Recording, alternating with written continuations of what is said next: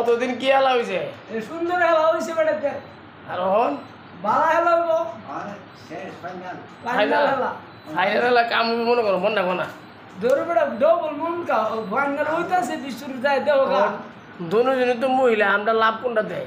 আমরা লাভ বাংলাদেশ সুন্দরভাবে চলবে, সবই আমরা লাভ। বেড়া চাই না বেড়ে চাই রাখুন। দুড হইছে দেড় হইছে বিড হইছে দেড় সুন্দর করে চলুন বাচ্চা কাচ্চা দিলে আমরা ওই তো না মহিলাও চা পুরুষও চা।